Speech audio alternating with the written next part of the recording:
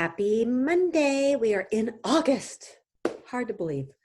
Wanted to come on tonight after losing my cousin this week. So I want to talk a little bit about her journey, and I want to talk about how it's really spurred for me thoughts on advocacy for ourselves. If we do not advocate for ourselves, why would anybody else attempt to do so? And I think it's just really one of those points when I get to with potential clients or family members or friends who just seem to be stuck. My question is, when is enough enough? When are you truly sick and tired of your situation where you are willing to do anything you can to make change? And I think what's so frustrating for me, I was having this conversation with my husband, so this is really just kind of a reflection of my feelings after losing somebody that's I'm really close to, and kind of my thoughts on life in general.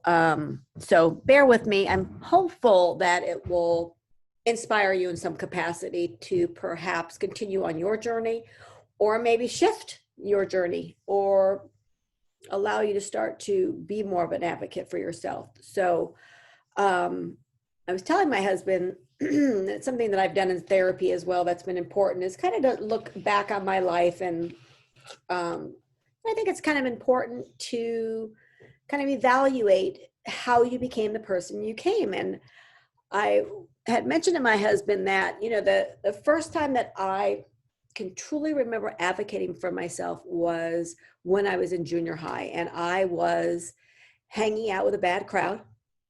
We were drinking, smoking pot. I mean, I was young. I had started school when I was 4.5, so I was young compared to everybody else. And my parents were older. I'm sure they were tired of parenting after parenting, 3 others. My sister was 16 years older, then 14 years older. My brother was 6.5 years older. So by the time I came along, while I was well wanted, my mom loves to tell the story. I love to tell the story about how she sat everybody down and said, okay, if you'll help, we'll have another baby. And apparently they all said yes, much to probably their dismay at some points.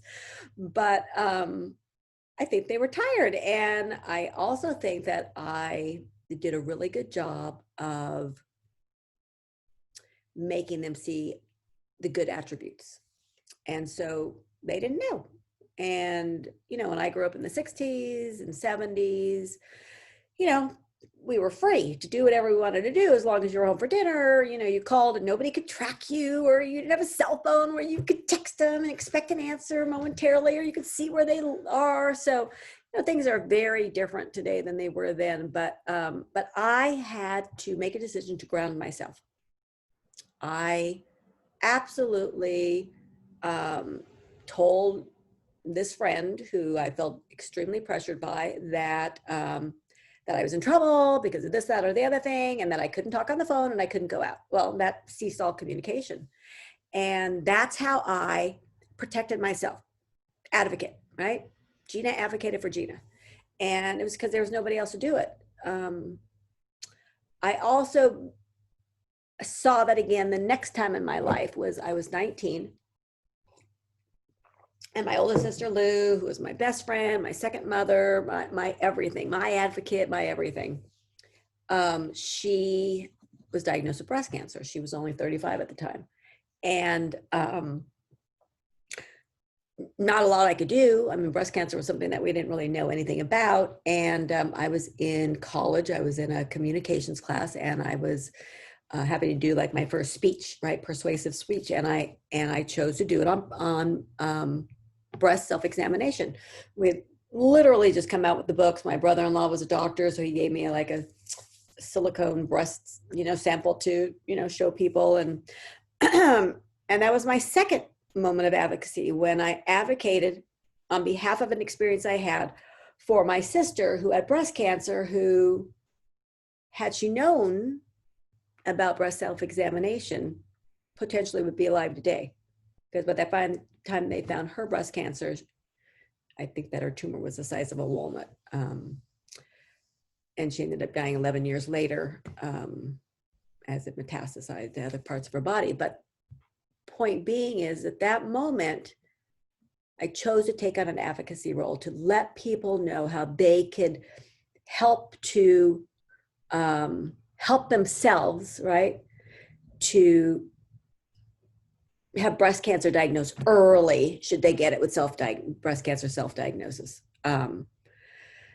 So it wasn't nature versus nurture. I don't know what it is, where you would say this falls into, but 100% I nurtured it into myself. It was just part of who I became. And then throughout my sister's fight for her life over the next 11 years, I became a big advocate for her. At the end of her life, I was her advocate to make a decision to end treatment and bring her home and put her on hospice. And I was the one.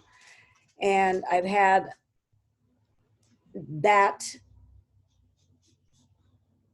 kind of mantra in my life to advocate not only for myself, but for anybody in my life that comes to me.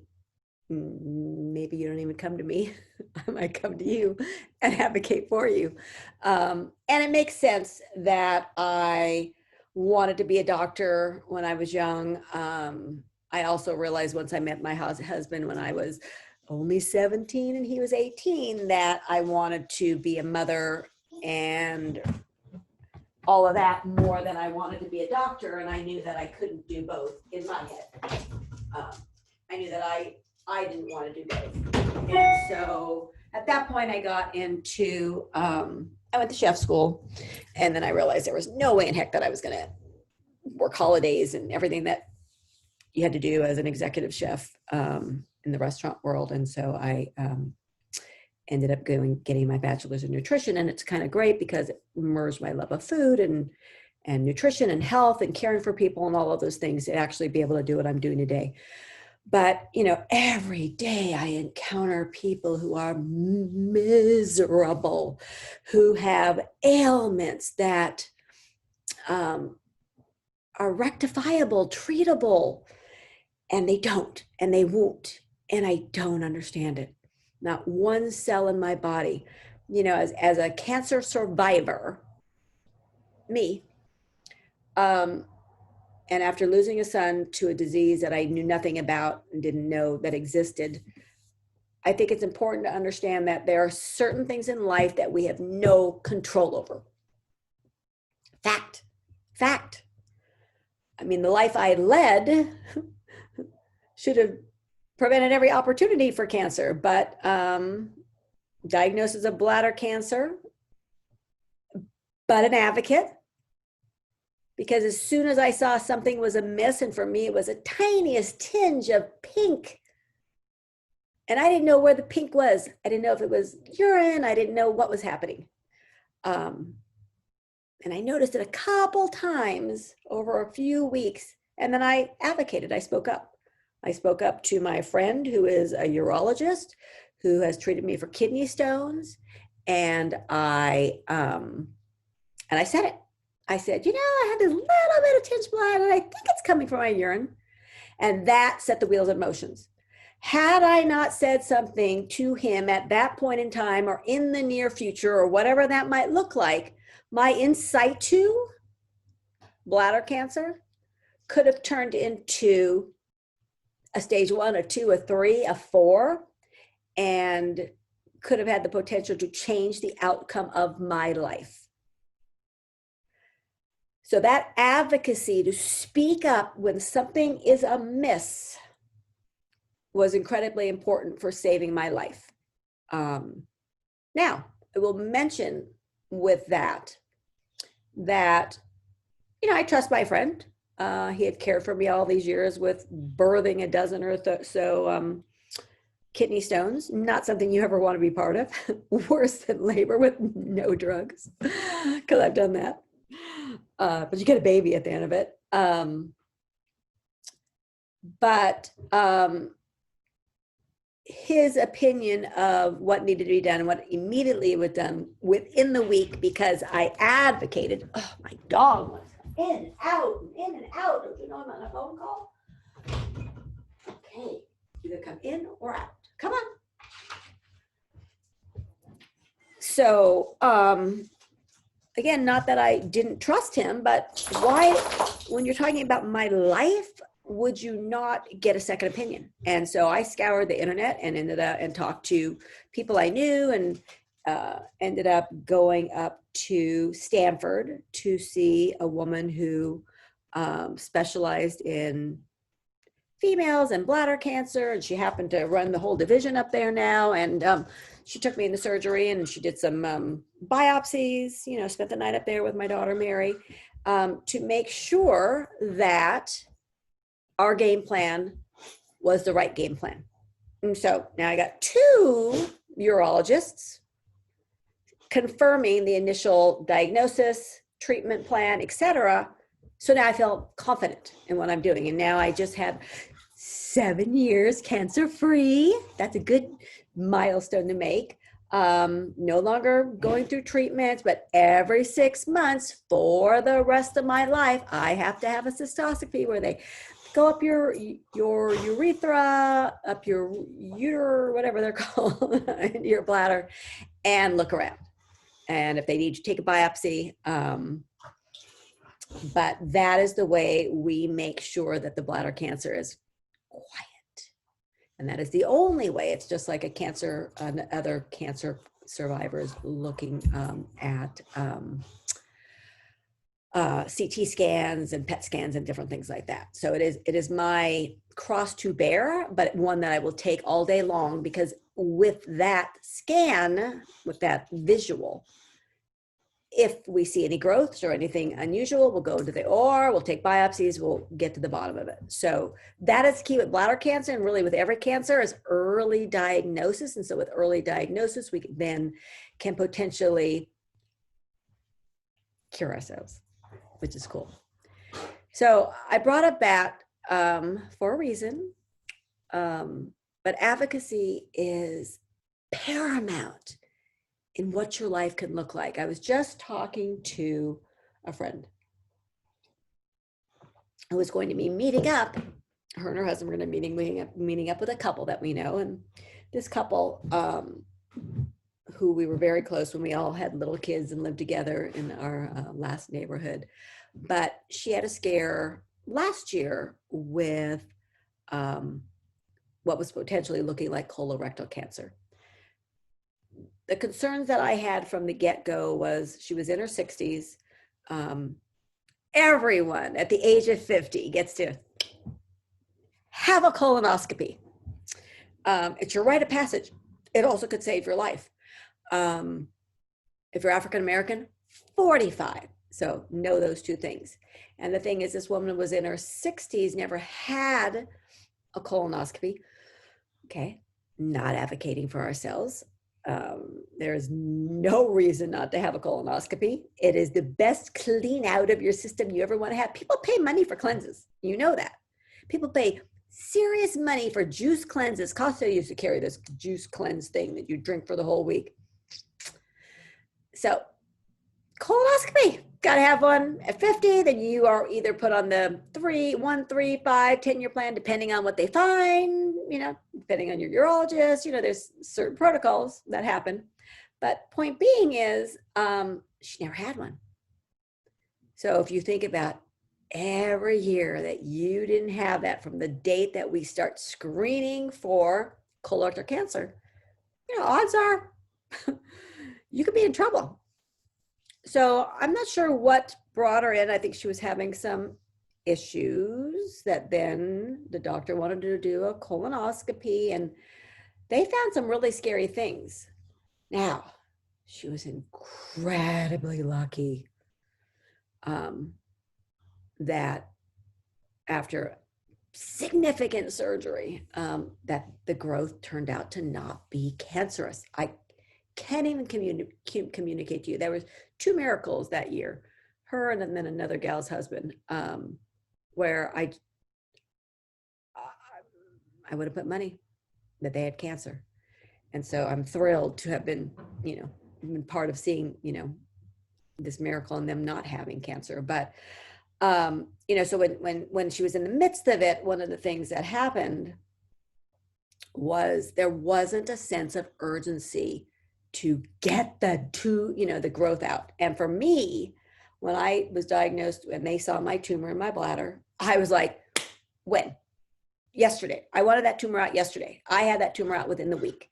Same thing kind of happened with my son going to have his bone marrow transplant. It was like, well, it takes time to find the donor. Da, da, da, da, da. I'm like, nope, no. Every day is wasted time. Every day his brain is losing, demyelination of his brain. Like, we got to get transplanted immediately. We got him transplanted in 45 days, which was pretty damn fast. So this gal just put it off and put it off and put it off. And again, she was so lucky that the outcome was good. But during this period of time, she had reached out to me, and saying, I need to think about my food and my eating habits and really change.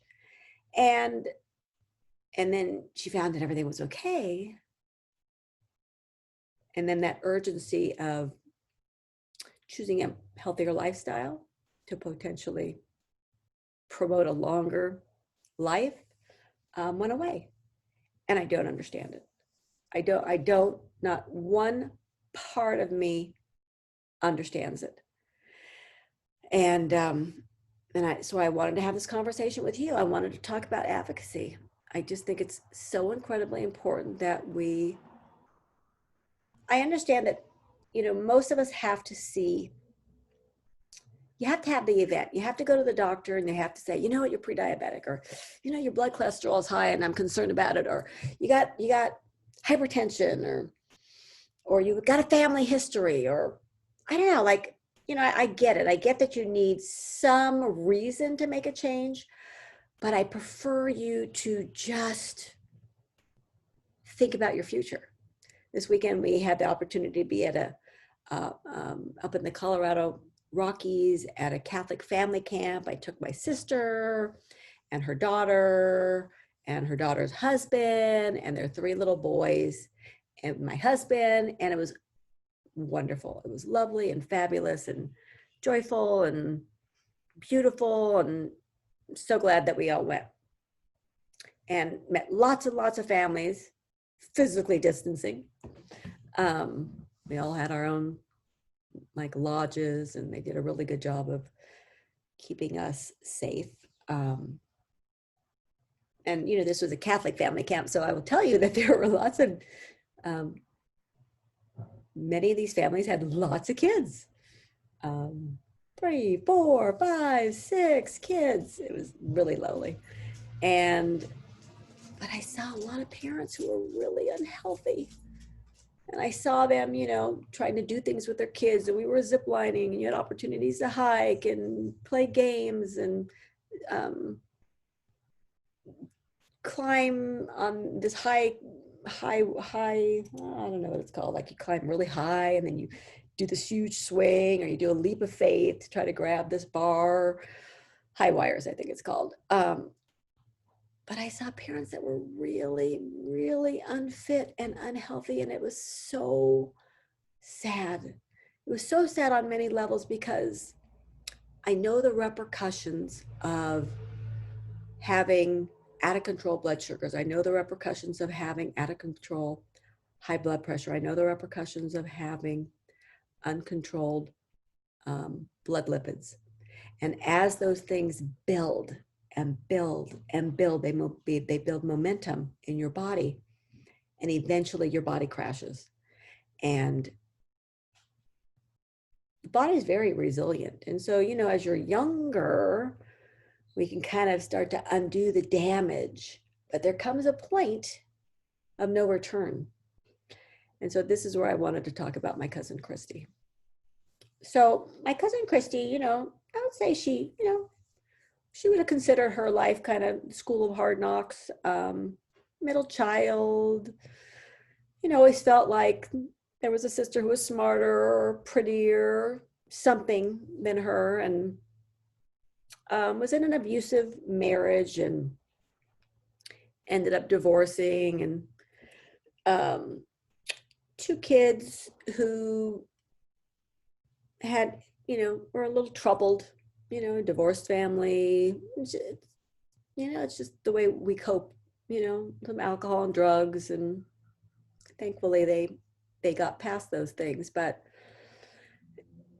you know, she had to always work, and she was always struggling for money, and she had friends, and she had her faith, and she was diagnosed early on, maybe at an age of 40 or so, with rheumatoid arthritis. So rheumatoid arthritis is an autoimmune disease. We do know that autoimmunes run in families.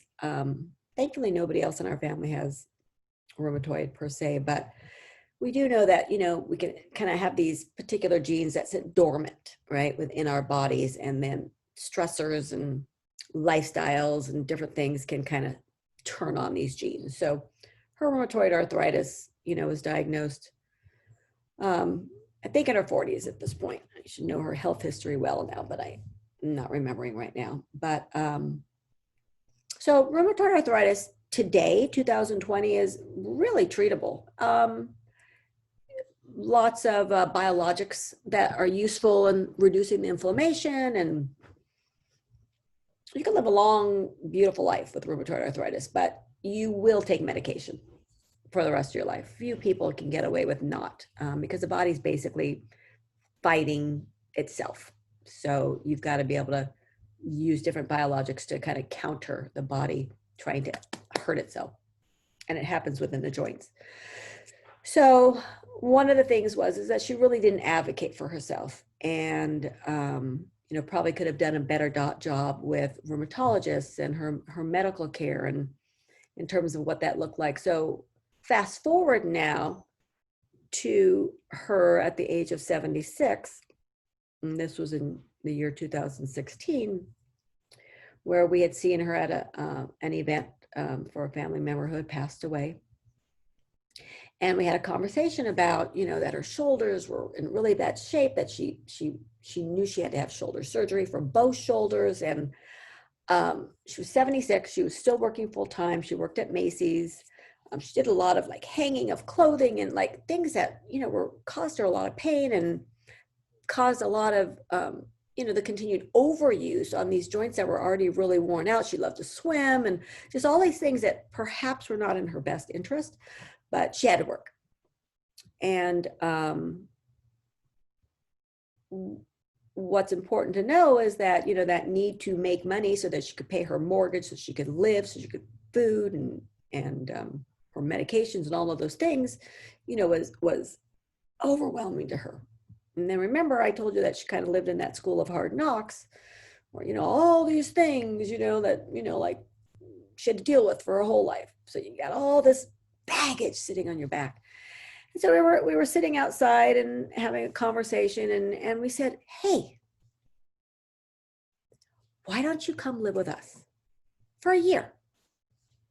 Get yourself put on disability, rent your condo out, like come to us for a year. We will love you and feed you and exercise you and rehab you through your surgeries, and just be there for you. Because the last thing that I wanted, what happens to, you know, especially seniors who don't have extended family or spouses or kids who are capable or willing or whatever to take care of them, you know, you have something like that done, you're going into a rehab facility. And what I knew from my experiences with rehab facilities is that I hate all rehab facilities. And if I can prevent anybody I know from going to a rehab facility, I will do it.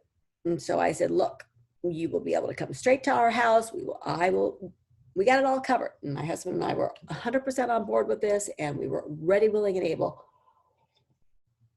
Said goodbye to her that fall. Never figured that she would make it happen, because like we would let her to the water, but like she had to make it happen. She had to make all the things come into place. And I'll never forget, she called us up in December of 2016, and she says, I did it. I'm coming. And she booked her flight, and she came out on January 3rd, 2017. And I told the story dozens of times, and I'm going to tell it probably dozens more in my lifetime, but I'll never forget. You know, she came and sat down at our kitchen table. It was dinner time. Mark had just come home from the airport with her, and in front of her, I put 3 plates of food, all the same meal, but I put, you know, like the baby bear portion in front of cousin Christy, you know, 76 years of age, you know, not active, you know, put the daddy bear plate version in front of Mark, put the mama bear in front of me. And she's like, I want what he has. Just like that, pouting. And I was like, well, how about you eat what you have? And then if you're still hungry, we will get you more. And she said it was from that moment on that she ate that plate of food. She was satisfied. She loved it. It was nutritious and delicious. And that was the start of her journey with us. The next morning as well, we get up and I'm like, going to the gym. Dragged it in the gym. And what's interesting is that same week we had gone to the movies with our cousins, and you know, had to park a decent amount of way, right? Back when you could go to the movies, right? And there were hundreds of thousands of people at the movie theater because it's a multiplex, and you had to park way at the other end of the parking lot. She had to take breaks. Like when we got to the sidewalk, like she had to sit and take a breather, and then we had to get, you know, so I'll never forget that, because it was so pronounced how unfit of an individual she was. And, you know, she needed to have these shoulders repaired and all this kind of stuff. I was like, wow. Well, and she needed to lose 50 plus pounds, guaranteed. So, you know, it was a rough place to start. But I fed her beautiful, wholesome food where she was never deprived. She enjoyed every morsel she put in her mouth. So the food aspect of it, stellar. The exercise part, pretty much I went to the gym every day. Pretty much Christy was going to the gym with me every day. And, you know, as we start to transition now, you know, this is January. Now we start to go to doctor's appointments, right? We're going to establish care with a rheumatologist for rheumatoid arthritis. We're going to establish care with a cardiologist, with an internist. We need to find a orthopedic surgeon. And so it took a couple tries with the orthopedic surgeons because her shoulders were so damaged, they literally looked like the joint looked like a cobblestone street, because of the amount of abuse over the years since the rheumatoid arthritis began and her lack of care for herself, advocacy, that she had to have her shoulders replaced. Both of them, not a joke. And because they were so damaged, she had to have something that was called a reverse shoulder replacement. And there was like one guy in all of Orange County that did it. And I just heard he retired. So thankfully, Dr. Fisher was around when we needed him. But it kind of took time to get to that point. And as we're, you know, waiting for these appointments and waiting for the surgery, you know, we could have just put everything on hold. But in the meantime, between the start and when she went to her first surgery, she lost 20 pounds. Now, I'll tell you that she lost 1 pound to 2 pounds a week without blinking an eye for 8 months straight until she lost 55 pounds without thinking about it, because of the template with the Mama G lifestyle and the 3 meals a day and her snacks and eating throughout the day and knowing exactly what that was going to look like. So piece of cake, right? Mama G's handing her food. It's not a big deal. But the consistent exercise, she was somebody who literally could not get up on the treadmill. You know, under 5 feet tall, no upper body strength, right, to help herself climb up. Treadmills, you know, a foot off the ground. So we actually had to bring a step over so that she could step onto the step and then get herself up there. But we didn't even start on the treadmill. We started on a recumbent bike, which is the ones that sit back, right? And, you know, 15 minutes on no tension. But what's amazing about adding exercise into your life is the training effect is real. You know, you can have somebody walk around their block once and just be gassed. And if they walk around that block once, 5 days a week, the next week they're walking around the block twice, 5 days a week, and the next week they were walking around that block 3 times. So it's not, we're not, you know, going from nothing to running a marathon. We're going in tiny little baby steps to start to improve your cardiovascular fitness level. Then we add in some strength component. We, you know, little by little add in some mobility, where all of a sudden, you know, 3 months later, it's time for her first surgery, and she does beautifully, because she had improved her health and level of fitness so much in that, which could have been dead time, right? That time where she was in limbo, but instead of being in limbo, her advocacy to come to California and start the journey with Mama G, basically kicking her ass, holding her hand through the process, was my ticket to then advocate for her. And so it's really important that no matter who you are, no matter how old you are, that when you've got health concerns, whether it's physically, mentally, psychologically, that you have somebody that is there to hold your hand through the process as your advocate, whether it's a spouse, whether it's a good friend, whether it's a child, I don't care, a sister, a parent. Somebody needs to be part of the process. Somebody needs to be there to hear what these medical professionals are saying to you, these experts, because you're not going to hear it. You're not going to remember it. And then they're there to talk you through it, to share that information with other people that you love, so that you can then be part of the process of making a decision on what this needs to look like for you. I just cannot communicate how advocacy is so important. I cannot tell you how many people I know will say to me, oh, you know, I hurt my shoulder, I can't work out anymore. It's like, what? What does your shoulder have to do with the rest of you? I was just on the injured reserve.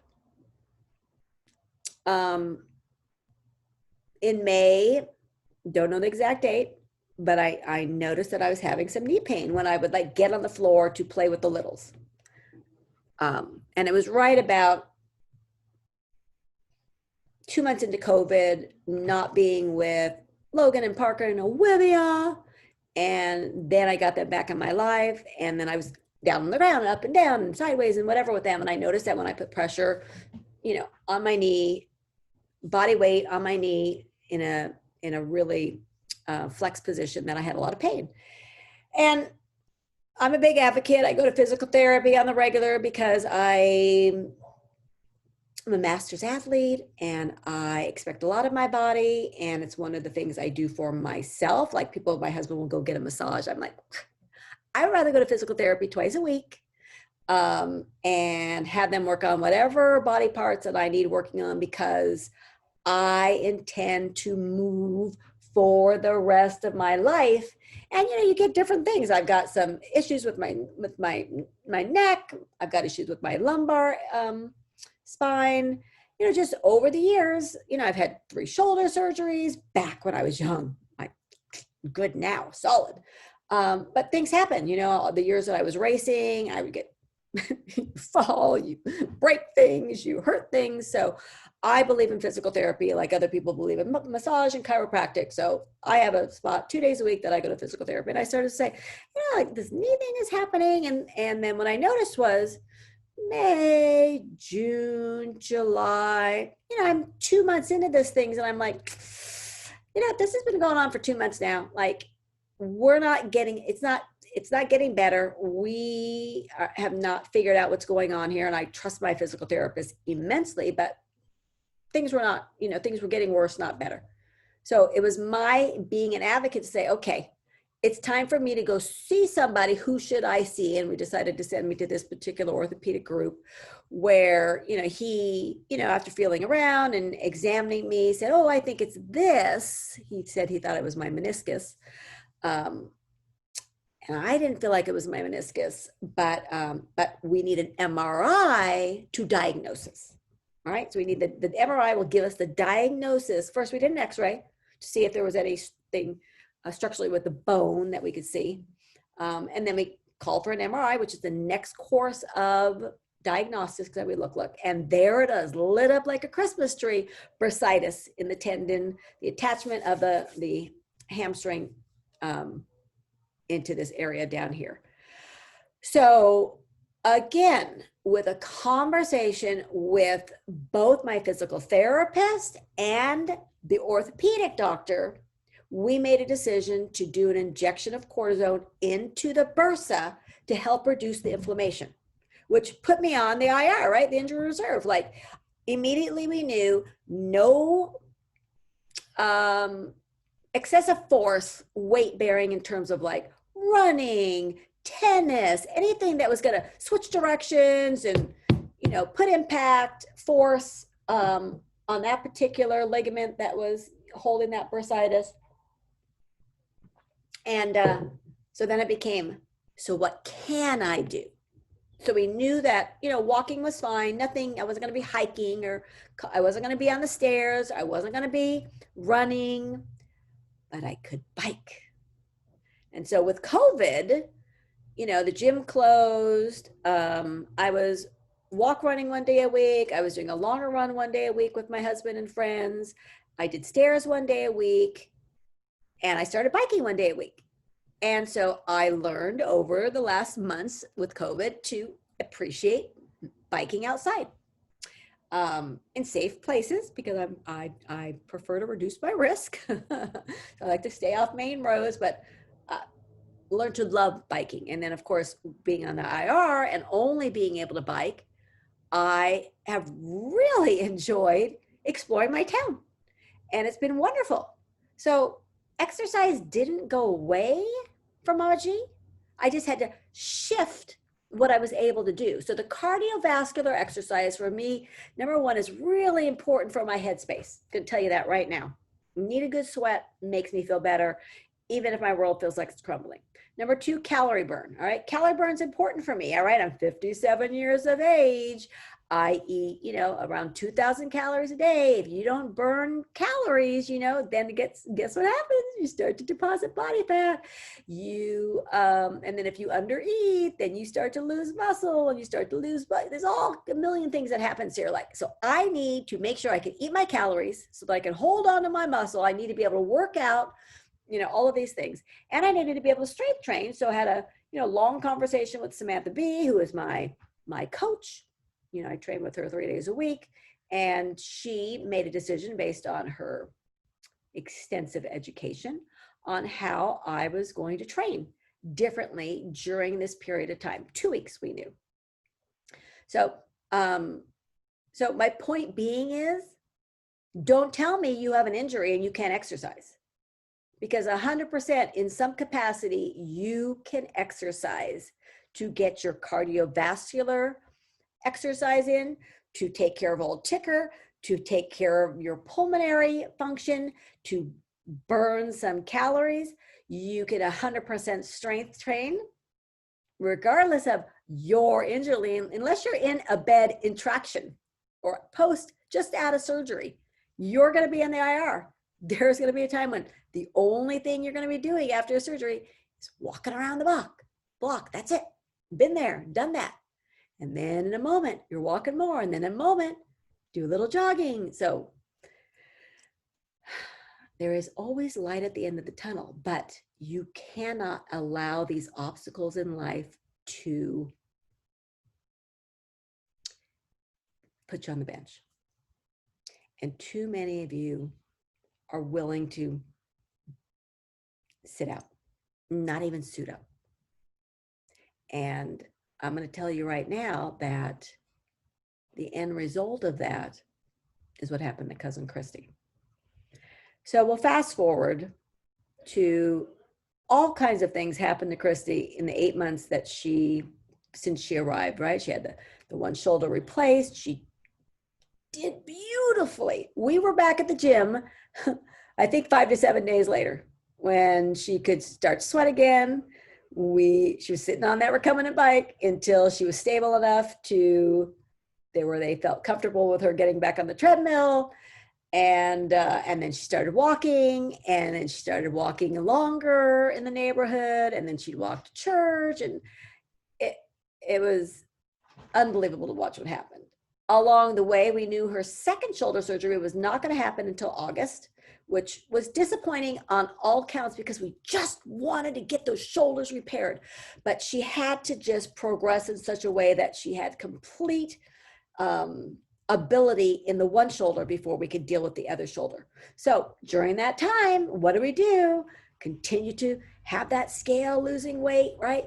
We ended up going from 168 pounds when I weighed her, 168 or 178, I don't remember, down to around 125, fighting weight for her. And she was thrilled, and we were thrilled. I mean, physically, emotionally, psychologically, physically, she transformed her body by eating beautiful, wholesome, nutritious, and delicious food without being deprived, never feeling like she was on a punitive eating, diet, whatever. None of that occurred.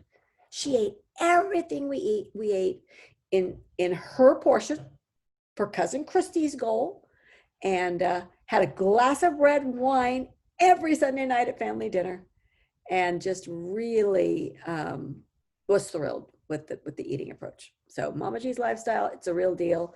For anybody who, continues to say, I'm afraid of it, or I'm just, you're wrong.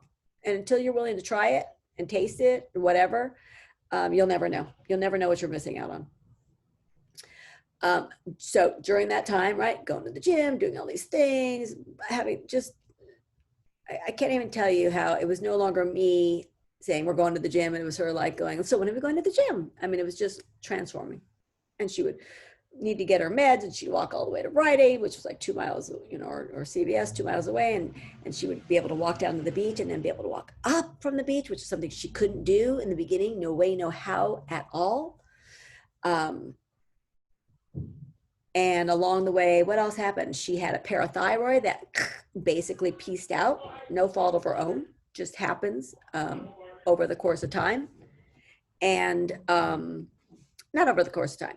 For some reason, her parathyroid just stopped functioning.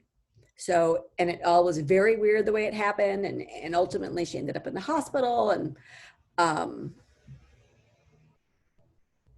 had to have a certain protocol for not having that parathyroid function anymore so that she could be normal again. So it was all very interesting to be part of that. And then we found out by accident, because of the parathyroid, she had an MRI of her brain, that she had a little aneurysm that was in there that was stable, and she thought that she was going to die over the damn aneurysm. And it is what it is. But that's not what killed her. But so instead of just like taking that like dead time, this space where we just wanted to get that damn surgery and we had no choice, that we had to wait, all kinds of life happened in that period of time. But all kinds of growth happened, all kinds of change happened, all kinds of positive, and yes, several obstacles along the way. But holy crap, by the fall of 2017, this woman had completely transformed who she was when she came to us. And she had such a better sense of herself, so much more confidence. She was ready to take on the world. And so she ended up going back home, even though we didn't want her to, and even though I think a large portion of her didn't want to, back to New Jersey. But she went back. She was it was now 2018, March of 2018. She was now 77 years of age. Went back to work full-time at Macy's, went back to seeing her grandsons, who she loved and adored, and spending time with friends, and going to mass, and going to the gym, and all of those things. But because of the lack of support on a daily basis, and because of all that baggage that she just, even though she was really good about getting mental health help, And even when she was here, she would go to therapy on a weekly basis. She just was holding so much heavy baggage that it overcame her again. And she had planned to come back to California and move out here and even sold her house, but it didn't happen. And pretty much from that point on is when she started having some financial issues, was not caring for herself properly, stopped taking her medication for her rheumatoid arthritis, which caused a whole host of issues, health issues. Ended up having a small heart attack. And then really 2019 was just a terrible health year for her. And fast forward to this year where, COVID hits. COVID brought a lot of isolation, right? The gym is no longer available. Family and friends are no longer available. Going to work is not an option. Going to mass is not an option. She really lost everything. And I wanted to put her on a plane, but she was too afraid to come out here. I wanted to just, again, be her advocate, be her support system, allow all of us to just have our little droplet gang in our house and let her be part of it. But we weren't able to make that happen. And ultimately, she ended up back in the hospital, gaining, well, number one, she gained all the weight back over the last year or so. Her health really diminished. And again, she had that heart attack. She ended up with diagnosis of AFib and congestive heart failure, just a multitude of things that happened because of the loss of her fitness and the extreme weight gain, right? Basically a third of her body weight, which, just increased so much stress on her body, hypertension, cholesterol, all kinds of things that are those lifestyle diseases that can ultimately kill you. And so she was in the hospital just prior to her death for a little over a week, diagnosed with AFib, and they wanted to go in and cardiovert her, but because she had blood clots, another complications of her lifestyle, they weren't able to do that. And for some reason, they sent her home again. Advocacy is really important, and she didn't really have that advocate. And ultimately, she ended up dying at home alone, which breaks my heart on every level. But it's my call out to you. It's my call out to you to say, if you're sitting in a dark place right now, if you're teetering on the top of that fence, or maybe you're at the bottom of that fence, or maybe you're in the abyss, we're here for you. The Mama G lifestyle is called the Mama G lifestyle because Mama G is here to guide you on a lifestyle that is customized for you.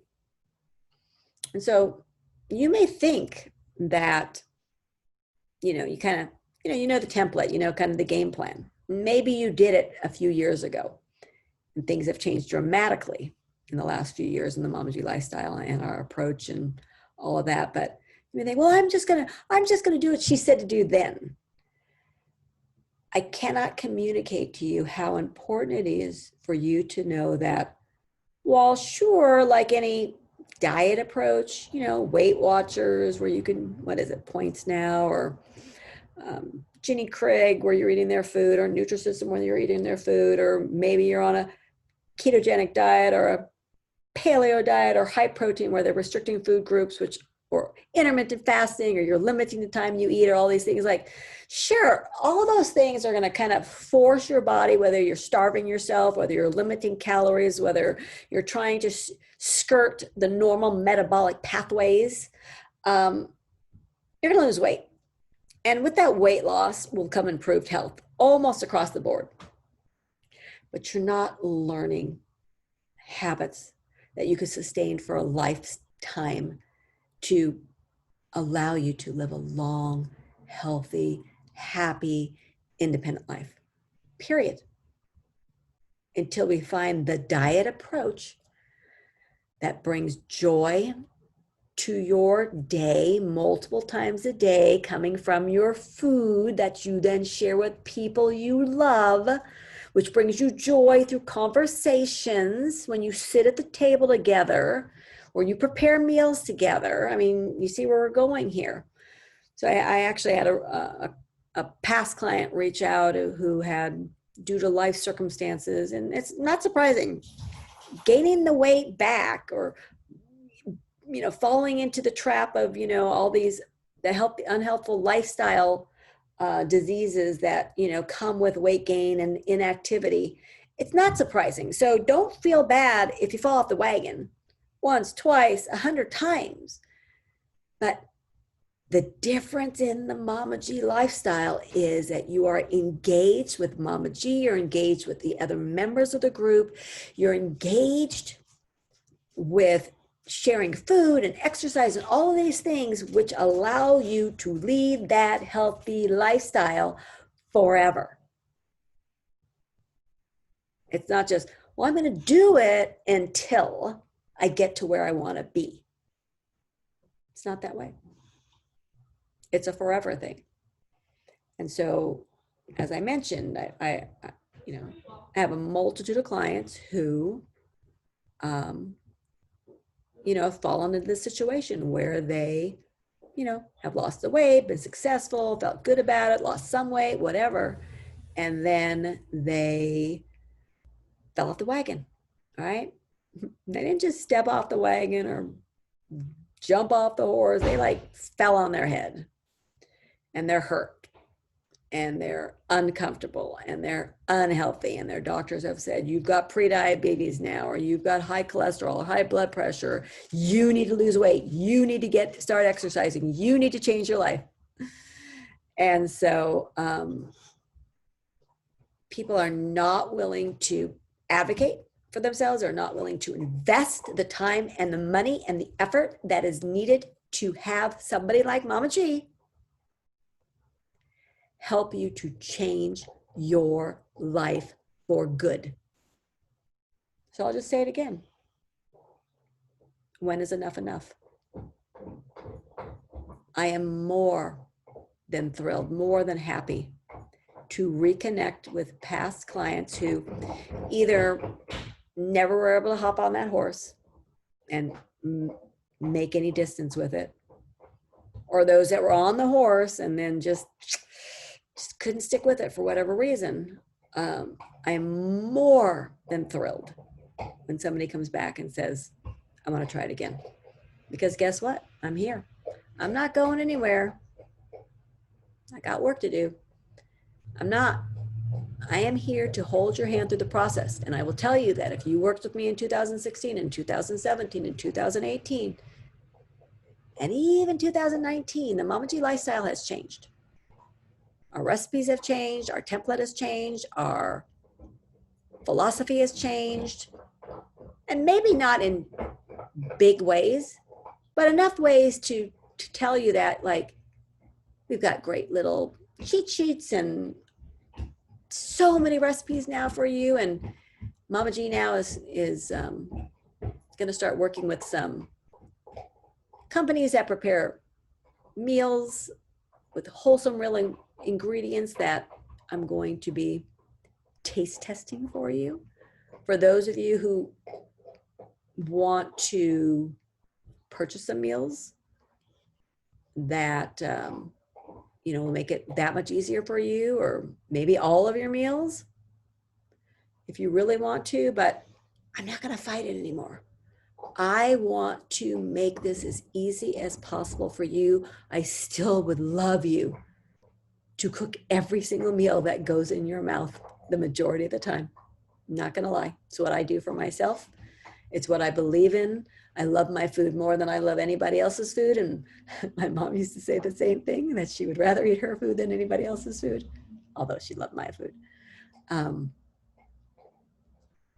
But I'm willing to meet you where you are. If you're somebody who really doesn't want to cook, we're going to come up with some really easy breakfasts and snacks that require just a little throwing together of stuff. And then maybe we're going to end up, coming up with a list of places where you can get takeout for lunches. And then we can maybe order in for dinner. I don't know. But whatever you need in whatever capacity so that you are successful in your goal of leading a long, healthy, independent life for the long haul, Mama G is here. I am here to hold your hand through the process. But guess what? It's going to take time. It's going to take effort. It's going to take patience. It's going to take a little financial investment. It's going to. I'm going to tell you, my education costs a lot of money, a lot of money. But I promise you this,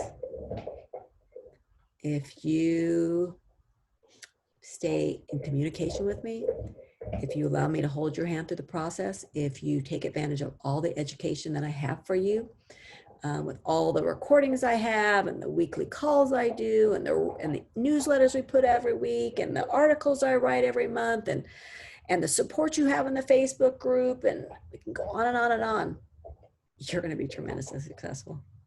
I am so proud of a mother and a son that are working with me, and they've been working with me just as the start of COVID hit.